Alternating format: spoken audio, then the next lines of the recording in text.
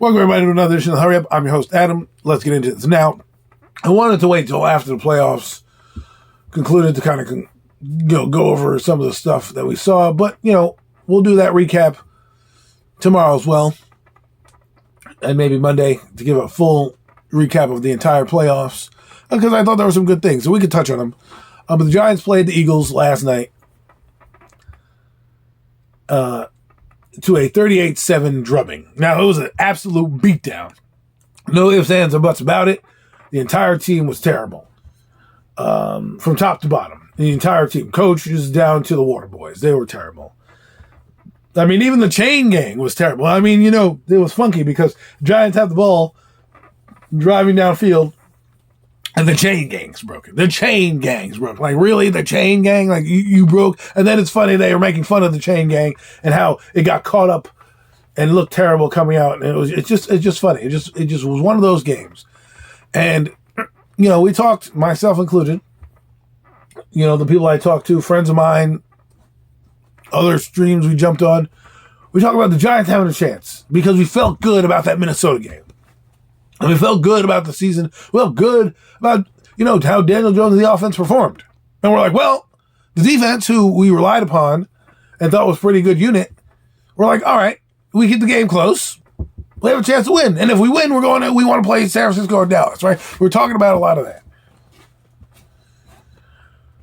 And to get the performance that we got on Sunday was was very disappointing to me. And it really, I don't know why this one stings. I think it's because, some people say, oh, I'd rather have a blowout than a heartbreaker. I was like, I'd rather have a heartbreaker than not showing up.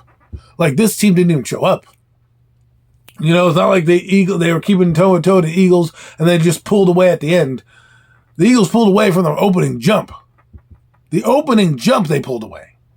And so, For me, a few things stand out. First off, the flatness they came out with. I mean, defensively, they got one sack, and it was on a blitz. He was able to do everything back there. The other thing is 4th and 8. I think it was a crucial play in the game.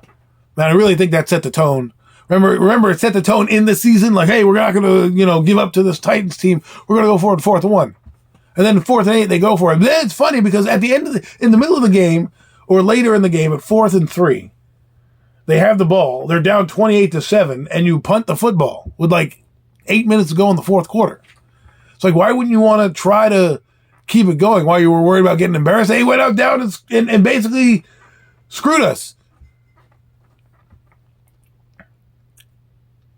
The Eagles, I think it was they went down. The Eagles got the ball like the 50, punted the ball away, got us the ball inside the 10. It's like 4th and 3 at like the 20. And we're like, no, we're going to punt it. He punted it, and they go down and score. And it was one of those things. And then they went down and scored again. They scored a field goal, and then they scored a touchdown as well. They really poured it on. I mean, the Eagles were laughing at us. They had their coach dancing in the camera, And so for me, this loss was one of those ones because for the first time in a while, you put your chest out. Like, oh, man, we're the Giants. We came from nothing to something, and here we are. And people say we've arrived, we're doing all this, we're doing all that. And so to come out with that performance, for me, it really stings. And then, I'm not saying we didn't have a good season, because we had a great season, in the grand scheme of things, yes. But when you make the playoffs, I'm not going there to just make the playoffs, Like Seattle making the playoffs is different than the Giants making the playoffs. We believe that we're going to win it all. And hell, people were saying it's going to be like 07. It's like 07, they beat Minnesota, and now it's the big bad Eagles. Played them 3 times in a row. We're going to beat them. And we got Sean O'Hara banging the table. It's 07. Brandon Jacobs saying we're going to win. Getting the fan base riled up. You got everybody across Big Blue Nation, no matter who it is excited for this game and thinks we have an opportunity to win. Then we lose, and it's like, well, we had a good season. Like, to me, I can't just drop off that cliff like that. When I get in the dance, I'm trying to go to the win. I'm trying to get a Lombardi. I'm not just trying to be like, well, I know the goal wasn't the playoffs this year, right, at the beginning of the year, but that's why these things happen, because you never know. Look at the Bengals. They went from worst to first, and there was no guarantee they were going to make it. At the beginning of the year, it looked like they may not even sniff the playoffs, and here they are, right? So you never know when you're going to make it. And the LA Rams fell apart, got dismantled. They were like, I mean, there is that Super Bowl hangover that people have, but my God, they were a worst team, one of the worst teams of football. So there's no guarantee you're going to be back. That's why I say when you're in there, win it. You know, you made it that far. Would you just go that far to go that far? No, you didn't come that far to go that far. You came that far because you're in the dance to go get another Lombardi. To go get your name etched in eternity.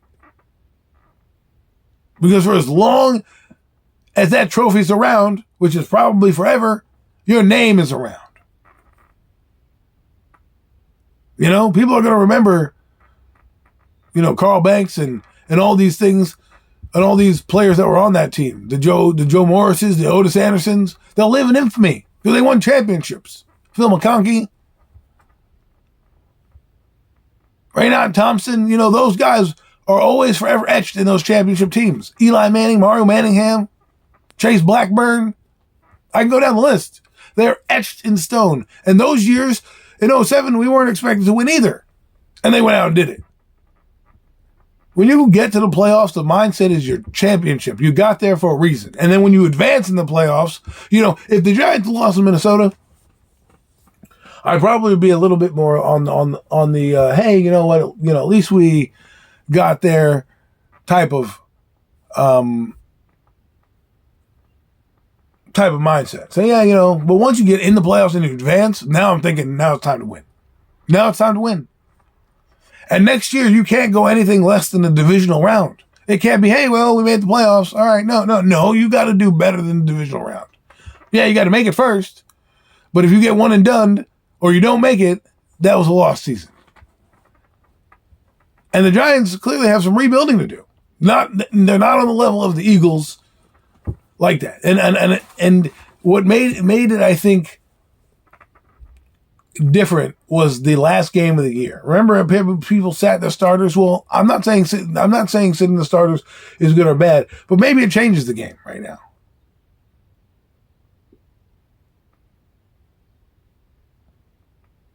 Maybe it works out that way. Who knows? Who knows? But, you know, when you get there, you want to win. So, yes, I'm happy the Giants had a season that they had. They're 25th in the draft right now. Hopefully they get a nice player at that position. But, you know, I think that the entire team played horrible. And, you know, that offensive performance is not. I know people are going to say, well, we're outmatched, outgunned. Yeah, but I just expected more. And they came out flat. The offense couldn't get anything moving. Daniel reminded me of the older Daniel, of the reason why I was so hard at him. And let's be honest. That's the type of game you want to see him do better in. Like, I know he's under siege and things like that, but there were some plays we made out there on both ends. Guys dropped him, but he missed some, you know?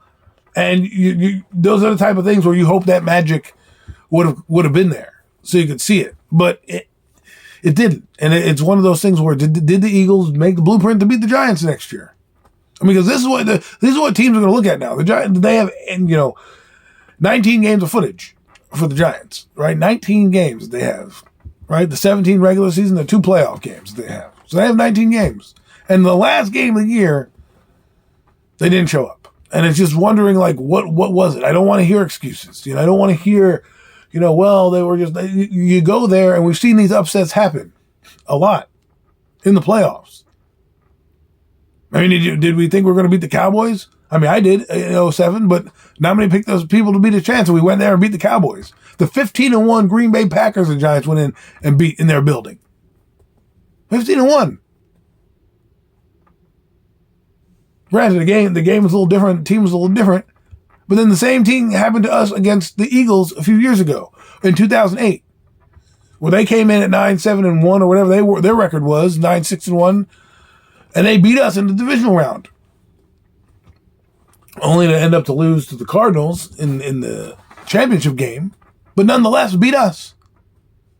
And that's the year that Pittsburgh won the Super Bowl. And the Giants beat Pittsburgh, and they were the best team of football that year. When you get to the playoffs, it's about winning at all costs. And when you have a clunker like this in the playoffs, embarrassing for the national for everybody to watch, you're in prime time. The world was watching that game. There's no other game to go to, no other excuses, no next week. That's it. That's the last game people are going to remember you by. Oh, well, the Giants had a good season, but they got blown out by the Eagles. They didn't even show up. And it's like, well, we beat the Minnesota. Why can't you be happy with that? Because I'm greedy. I'm a greedy Giant fan. I wanted another Lombardi. Sorry for me. I talked to many people with side conversations, not just on streams, and we were talking about the possibility of the Giants winning. What would happen? Hell, I even thought about in the back of my mind, like, if the Giants pull this off and they end up going to the Super Bowl, how am I going to, what am I going to do with my kids? How am I going to tell my wife to take off work so I can go to the parade? Those are the delusions that I was having.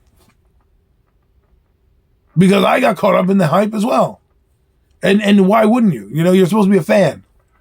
And so when you get caught up like a fan, that's what happens. But here we are. And I think there's a lot of lessons to be learned out of this game for this team. A lot of lessons. A lot of humble lessons that they can do. And we'll see what happens with this team going forward. No guarantees that they're going to be as good or better than next year. No guarantees. We don't even know who's going to be on the team. There's a lot of guys on one-year deals. There's a lot of guys who are going to be moved on from. There's a lot of guys who probably shouldn't be here. Jalen Smith probably got sent your walking papers last night. Maybe Jared Davis too. Who knows? A lot of guys. Julian Love. After last night's performance, I'm not signing you to a big deal. I know everyone's like, you can't overreact to wins, you can't overreact to losses, but if we're at one extreme one week and we're not at another extreme the next week, it should be kind of like, you're only as good as your last game. And let's be honest, they didn't put their best foot forward. And I've got to evaluate it the same way. And I'm not going to pay people after this game the money that they wanted because in the biggest spots, you came up short. Everybody came up short. And I don't know if the loosey-goosiness was a part of it.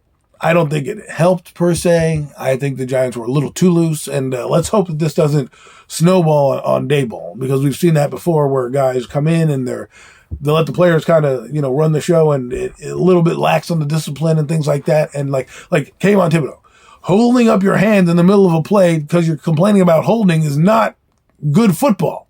That's not good football. You just go make a play. You want to go complain after you made the tackle? Go make the tackle. Get involved in the play.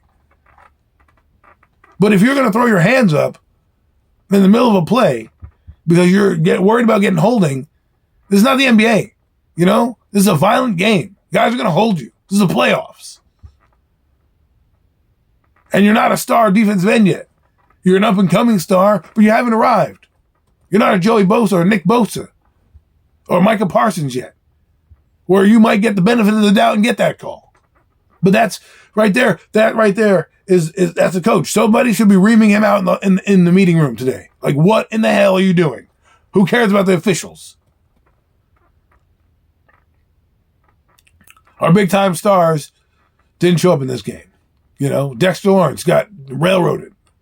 Leonard Williams, 200 yards of offense came in the running game. They had 2 running backs over 100 yards. 2 running backs. Not going to win like that. Offensively, we didn't even run the ball that well. We went away from our identity. We went into a pass-happy mode, and it cost us. And it's because we got down early, and we panicked, and we tried to we went away from our game. As soon as we went down 14-0, they couldn't figure it out. They couldn't adjust. And yes, there were drop balls and all that stuff. And, Daniel had a bad game. The offensive line had a bad game. I get it. But they need to make plays when they're out there. That's the nature of the beast. You're going to have drops. Devontae Smith dropped the football. Things are going to happen. You got to overcome those things. And the Giants never could. But hey, can't complain about 9-10 wins. Can complain about the effort of the last game because damn sure that's going to sting all off season. That bad taste in my mouth. But we'll see what happens. We'll see what happens this free agency. The off season's not as long as it was last year, and I guess because we weren't thinking about the draft this year in October, so it feels a little longer, and it's gonna be fun. You know, got the Senior Bowl coming up, got the East-West Shrine game. You know, you got the a few of the combine after the Super Bowl coming up, so got a lot of stuff to look forward to. And then a second year with Joe Schoen. Now we don't know if his draft picks are going to pan out. I mean, Evan Neal had a horrible game. You know, Wando Robinson injured his knee late in the year. We don't know if he'll come back or when he'll come back. You know, Robert McKeithen, we have no idea what that 5th round guard is going to do. So there's a lot of still unanswered questions with this team, and we'll see. I mean, I believe in Joe Schoen. I think they're Dayball are doing a good job. But again, Gettleman's team has come to fruition 3 or 4 years down the road. We're finding out who really is the players and who are really not. We'll have to wait on some of these guys too. So, but there are certain things that the guys got to clean up. Evan Neal definitely got to clean up some stuff. Kayvon Thibodeau got to get better. Can't be a diva and put your hands up in the middle of a play. Can't do it. Richie James, don't know if he made the team, you know, but you got to make that catch for 80 yards. Daniel, you can throw the ball a little better than him, but come on, he shouldn't have to. I mean, it shouldn't be as hard as the Giants made it out to be. You know, you got to hit Slayton down that sideline. You just got to do it. These are the things you got to do. And if they clean up some of those things, maybe they're in the game. But who knows? But hey, this has been another edition of the Hurry Up. I'm your host, Adam. I will see you on Wednesday when we go over all things NFC East, talk about some plans or ideas on where these teams go from here, depending on who makes it. I mean, the Cowboys still haven't played as of this recording, so we'll see.